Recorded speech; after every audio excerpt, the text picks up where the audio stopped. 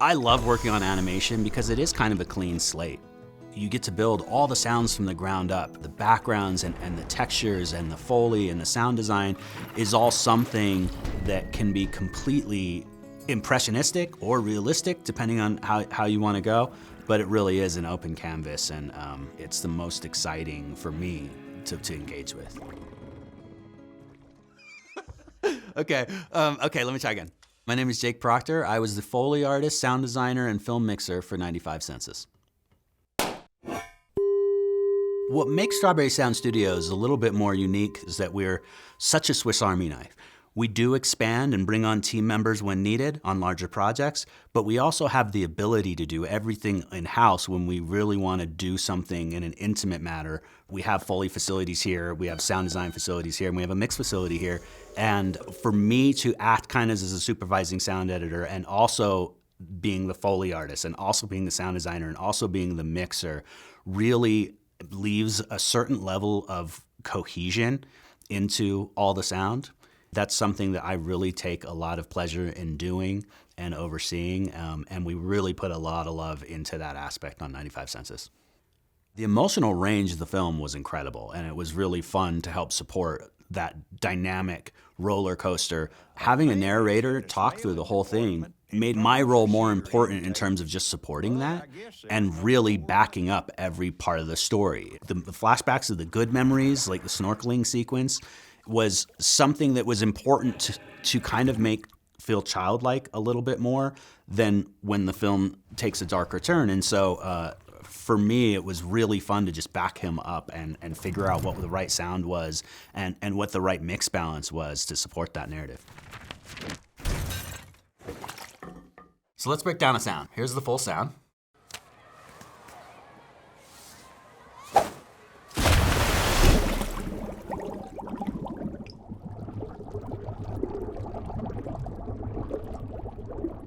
I really wanted to take a childlike approach to it, so the first thing I did was grab like a snorkel and just blew bubbles in some water.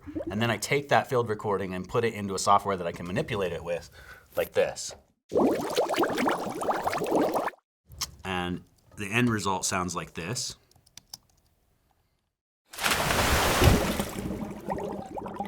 And then a good example of some synthesis too, just to add body and weight to the recording, is this layer.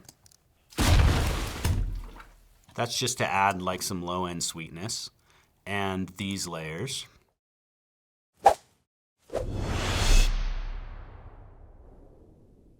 Which is fun kind of white noise sweeping on a synth, just to kind of add that high-end layer.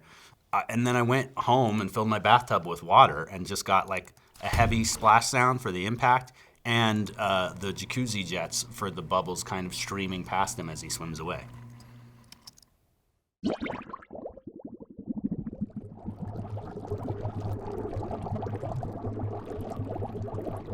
One of the challenges was making the sound felt more than it was heard, and definitely keeping it transparent. There is so much sound in this movie, but I think as you watch it, you may not register it because a lot of it is like the sounds of a kitchen or the sounds of footsteps, all the things that you would expect to be in the movie, but every single sound was crafted for every single moment of the movie, and finding fun ways of not recording the literal thing but an interpretation of the thing was a part of the fun.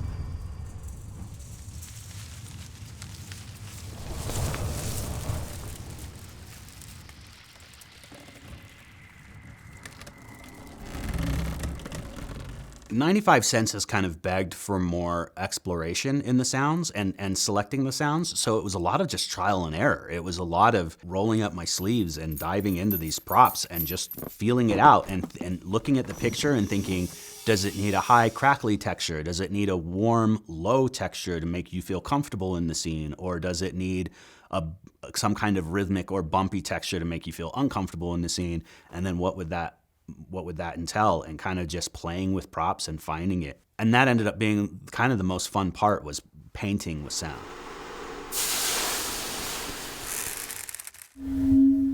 Okay, so now I have to design the sound of multiple jail cell doors closing It's not really about what it sounds like literally as much as just kind of what we need it to feel like. So we're just going to start building it up layer for layer. For sweeteners, for when I get to the sound design phase, I have more pieces that I can use to kind of put things together and make it sound more cohesive. So let's get started.